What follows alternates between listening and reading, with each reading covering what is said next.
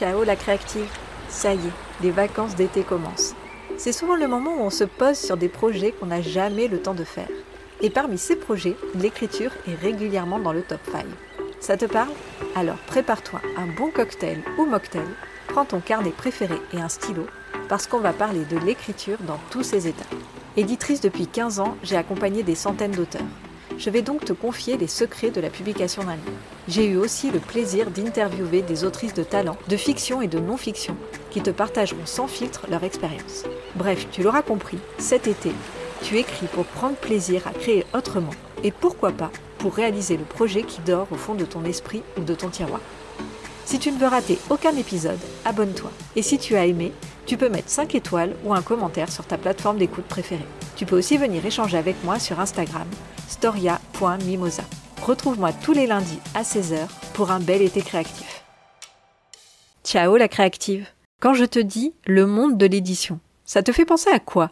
Peut-être que tu as des images qui te viennent en tête, des personnages de films ou de séries, qui renvoient généralement une vision totalement fantasmée de l'éditeur. Personnellement, je trouve que rien que cette expression, le monde de l'édition, est assez révélatrice d'une sorte d'opacité. Tu appartiens à ce monde ou pas? Alors aujourd'hui, je vais te faire entrer dans les coulisses de l'édition pour que tu comprennes mieux qui en sont les acteurs et que tu connaisses aussi le parcours que pourra faire ton manuscrit de l'acceptation à la sortie en librairie. Donc pour démarrer, je vais te faire un panorama rapide de tous les acteurs de ce monde merveilleux de l'édition. Alors, le premier acteur, évidemment, c'est la maison d'édition. Il y a des maisons d'édition de toutes les tailles. Il y a des maisons d'édition avec une seule personne. Il y a des maisons petites avec 3, 5 personnes dedans. Et il y a des maisons beaucoup plus grosses avec des dizaines, voire des centaines de salariés. À l'intérieur de la maison d'édition, quand elle commence à être un peu importante, il y a différents services. Il y a évidemment la partie éditoriale avec la directrice éditoriale.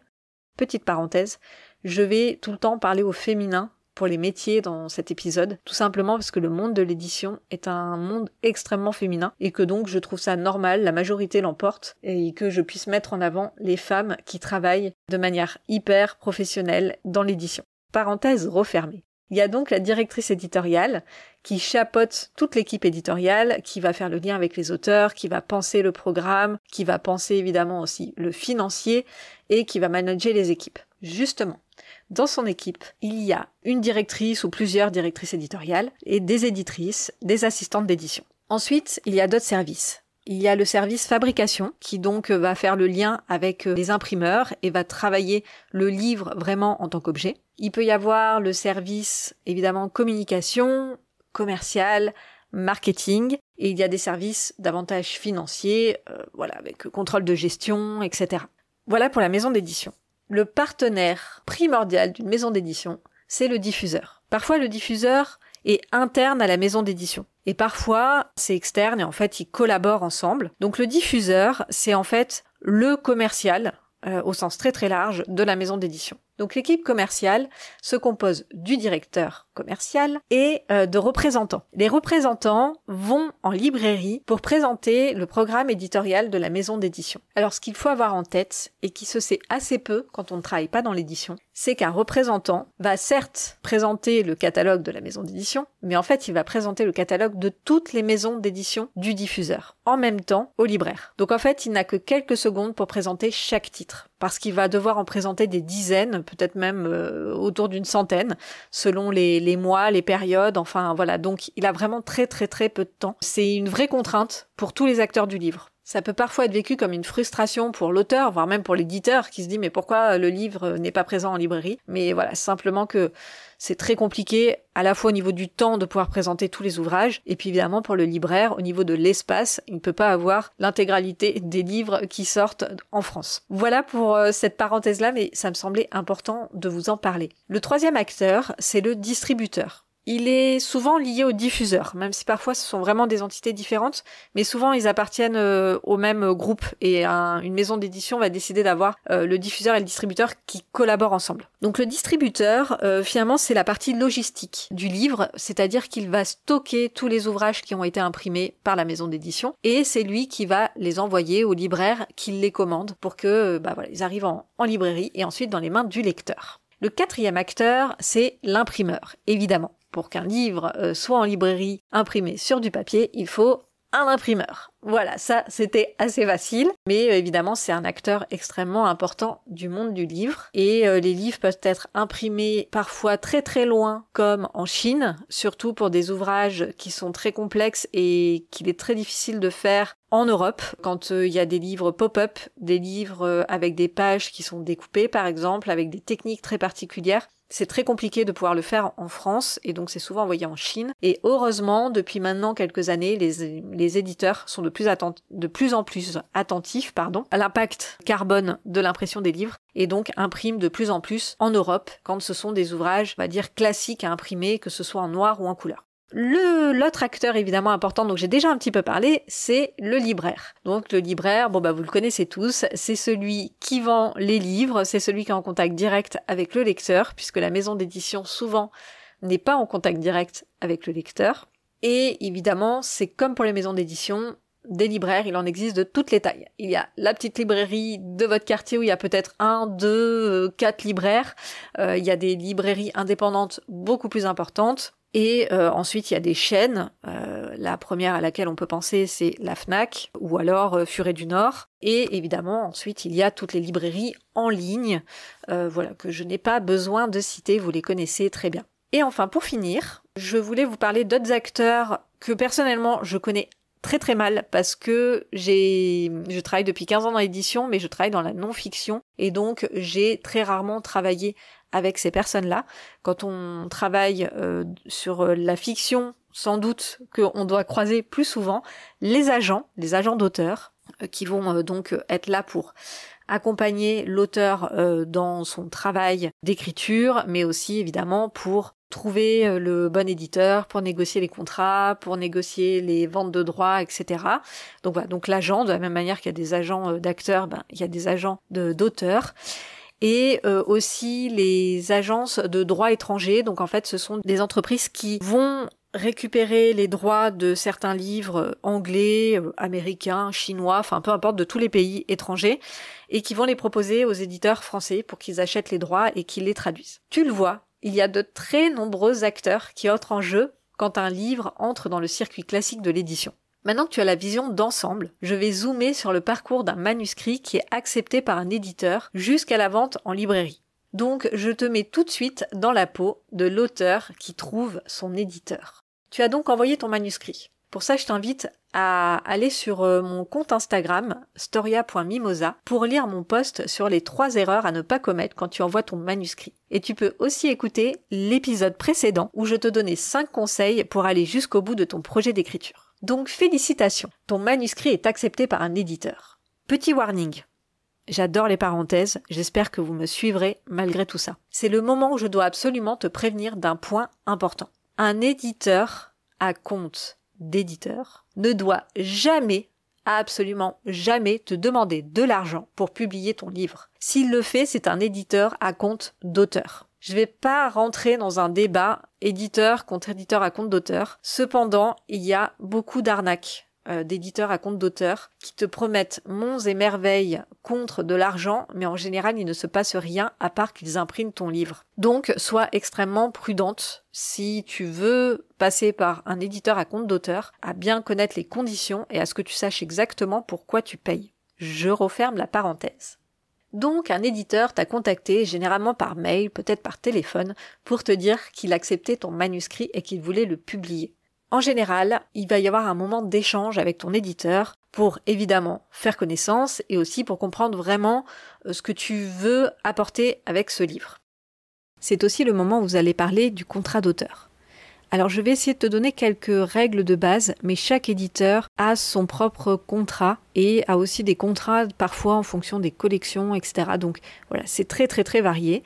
Cependant, ce qu'il faut que tu saches, c'est que déjà, il faut obligatoirement que tu signes un contrat d'auteur. Voilà, ça va protéger ton œuvre. En signant un contrat d'auteur, tu autorises l'éditeur à exploiter ton œuvre, mais tu gardes certains droits. Donc voilà, tout ça expliqué dans le contrat et évidemment l'éditeur peut aussi te l'expliquer plus précisément. Tu dois toujours avoir un pourcentage de droits d'auteur. Ça, c'est obligatoire. Ne te fais pas payer au forfait. quand tu es vraiment un auteur de livres, que tu n'es pas un rédacteur ou voilà, d'autres interventions particulières qui vont être payées au forfait, tu dois être payé en droit d'auteur. Les pourcentages de droits d'auteur sont extrêmement variables d'une maison à l'autre. Ça peut démarrer autour des, on va dire 3-4%, plutôt 4% pour des pourcentages assez faibles. Ça peut aller jusqu'à 12%. Ça dépend les secteurs, ça dépend les maisons d'édition. Donc voilà, c'est vraiment très différent. Ce qu'il y a à savoir aussi, c'est que s'il y a plusieurs auteurs, en général, les droits d'auteur sont divisés. Par exemple, si sur un livre, il y a 8% de droits d'auteur et que tu écris avec une autre personne, vous êtes donc 2 auteurs, vous toucherez chacun 4%, sauf à décider que vous le partagez différemment parce que l'un des deux a écrit davantage. Donc ça pourrait être 2% pour l'un et 6% pour l'autre. Donc en tout cas, il faut toujours un pourcentage pour tes droits d'auteur qui sont payés à la fin de chaque année, en fonction des ventes qui ont été réalisées sur les livres. L'éditeur a l'obligation de te fournir les informations sur les ventes de chaque année. Je le précise aussi parce que malheureusement, certains éditeurs ne le font pas et ce n'est pas légal. Encore une autre précision sur le contrat d'auteur, tu peux recevoir une avance sur tes droits d'auteur. Tous les éditeurs ne le font pas. Ce n'est pas une obligation de te donner une avance sur tes droits d'auteur. La somme de ces droits d'auteur est aussi différente d'un éditeur à l'autre. Bon, tu l'as compris, tout est assez variable. Ce qui est important à savoir, c'est que cette avance, tu n'as pas à la rembourser si tu n'atteins pas les ventes suffisantes pour atteindre cette somme. La somme, elle t'est donnée par l'éditeur et tu la gardes quoi qu'il arrive et quelles que soient les ventes que tu fais sur ce livre. Par contre, si tu dépasses le montant qui t'a été avancé, là, l'éditeur doit te payer les ventes réelles à partir de la somme dépassée. Voilà, j'espère que j'aurai été claire sur ce point-là. Voilà pour le contrat d'auteur sur les règles vraiment très générales que tu peux connaître. Maintenant, on revient à ta relation avec l'éditeur. Il va ensuite lire intégralement ton manuscrit. Oui, parce que peut-être qu'il a accepté ton manuscrit en n'ayant qu'un projet, ça peut arriver, j'en parlerai une autre fois, ou encore en ayant lu vraiment en diagonale le manuscrit, mais il a senti qu'il y avait du potentiel et donc il s'est dit allez go, et une fois qu'il a échangé avec toi, il est vraiment convaincu par le projet et donc là, il va vraiment lire intégralement le manuscrit. Et c'est pas forcément le meilleur moment pour toi. Petite alerte. Je dis toujours aux auteurs avec qui je travaille que je suis là pour les embêter, pour les titiller. Parce qu'en fait, l'éditeur va pointer tous les points qu'il trouve problématiques. Qu'est-ce que j'entends en disant problématique ? Ça peut être des tournures de phrases, des passages à supprimer ou au contraire des passages à développer, la structure qui peut être à reprendre. Si c'est une fiction, ça peut être des remarques sur des personnages, des situations qui tiennent pas trop la route. Voilà, c'est un moment qui peut être assez difficile parce que une personne extérieure va critiquer ton travail, va critiquer un peu ton bébé. Mais l'éditeur n'est pas là pour t'embêter en fait. Il est vraiment là toujours pour t'amener plus loin dans ton travail, pour rendre ton livre meilleur pour le lecteur. Et pour ça, en fait, il a la distance, puisque c'est pas lui qui a écrit le livre, donc il le lit vraiment avec du recul. Et surtout, il a l'œil neuf et les connaissances du lecteur final de ton manuscrit. Donc il aura généralement des remarques hyper pertinentes et il faut surtout pas mal les prendre, mais voilà, vraiment les prendre comme quelque chose qui va te pousser plus loin dans l'écriture de ton manuscrit. À toi ensuite de retravailler ton manuscrit en fonction de ses remarques, et d'ailleurs tu as tout à fait le droit de ne pas être d'accord et d'en discuter avec lui. Une fois que ton manuscrit est finalisé, il va être relu par une relectrice qui va corriger les fautes d'orthographe, les fautes de grammaire, les fautes typographiques, mais elle peut aussi commenter le manuscrit pour signaler des passages qui peuvent être bancals, des tournures de phrases qui peuvent être un petit peu incorrectes ou pas très claires. Elle va aussi, pour de la non-fiction, c'est extrêmement important et c'est un travail minutieux que les relectrices font incroyablement bien, c'est de vérifier toutes les sources, vérifier l'orthographe des noms propres, vérifier le titre des livres, les années de sortie quand il y a des références bibliographiques. C'est un travail colossal, mais ultra important pour avoir un livre de qualité. Étape suivante. Ton texte, après avoir été relu, va être mis en page par une maquettiste. Et une fois que c'est fait, généralement, le texte est encore relu par une relectrice, mais aussi par toi. Et ça, c'est un moment de relecture qui est ultra important. Car tu vas relire un texte qui est mis en page et qui devient d'une certaine manière neuf à tes yeux. Et donc du coup, tu vas pouvoir voir de nouvelles choses au moment de ta relecture. Donc c'est vraiment un moment hyper important où tu redécouvres ton livre et en plus en général, tu as eu quelques semaines ou mois de pause, parce qu'en général, après l'écriture du manuscrit, tu ne peux plus voir ton livre en peinture, et donc tu as eu un moment de pause pendant lequel c'était d'autres personnes qui s'occupaient de ton manuscrit, et donc là, tu reviens avec un peu d'énergie, et donc ce regard neuf sur la relecture de ton manuscrit. Suite à ça, ça va être une série d'allers-retours entre l'éditeur ou l'assistante d'édition et la maquettiste pour intégrer toutes les corrections, vérifier que tout a été fait comme demandé pour que le livre puisse partir chez l'imprimeur. En parallèle de tout ça, tu vas travailler avec ton éditeur et les équipes marketing et commerciales, donc encore une fois ça dépend de la taille de la maison, pour savoir comment faire connaître le livre, évidemment pour qu'il se vende. Ça reste l'objectif de tous les acteurs du livre. Ça reste ton objectif, évidemment, t'as pas écrit tout ce livre, t'as pas fait tout ce chemin pour que le livre ne soit lu par personne, et évidemment par l'éditeur qui aura investi du temps et de l'argent pour publier ton livre. Pour que le livre se vende, pour que la communication se fasse, n'espère pas que l'éditeur s'occupe de tout seul. Il a évidemment sa force de diffusion en librairie, il a évidemment sa force commerciale et de communication et de marketing, mais malgré tout, tu restes la meilleure ambassadrice de ton livre. À toi aussi de voir comment tu peux créer une communauté autour de toi et de ton ouvrage. Et ça, tu peux le penser très en amont, ou au moment de l'écriture, ou pendant qu'il y a tout ce travail qui se fait, mais en tout cas, c'est vraiment important que tu te dises que tu as un travail à faire aussi de ce côté-là, et que c'est pas ça y est, c'est bon, j'ai rendu le manuscrit, moi maintenant je m'occupe de rien, il est imprimé, il va être en librairie, il va se vendre tout seul. Malheureusement, ça marche pas comme ça. Et entre-temps aussi, l'éditeur aura travaillé avec le diffuseur, dont je t'ai parlé tout à l'heure, pour que le livre soit présent en librairie.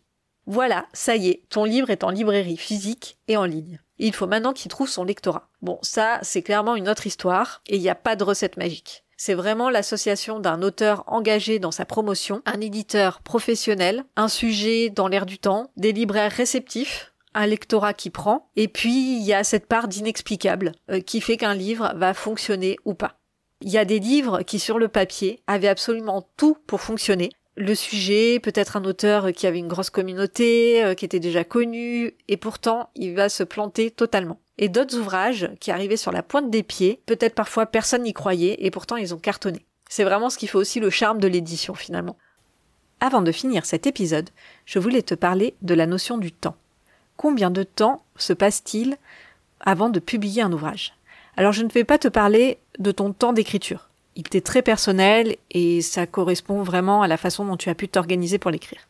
Je ne vais pas non plus te parler du temps que tu vas mettre à trouver un éditeur. C'est un temps totalement variable d'une personne à l'autre. Par contre, ce qu'il faut savoir, c'est que de publier un ouvrage dans une maison d'édition, c'est long. Ça prend généralement 9 mois. Oui, un peu comme un bébé. Pourquoi est-ce que c'est aussi long ? Parce qu'il y a déjà évidemment le temps de travail de manuscrit.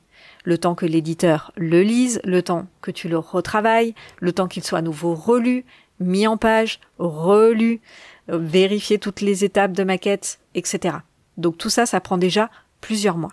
Il est important aussi de savoir que je te parlais de tout à l'heure de l'éditeur qui présente ton livre au diffuseur. Cette étape-là se fait très en amont de la sortie du livre, plusieurs mois avant. Généralement, entre 6 et 4 mois avant la sortie du livre.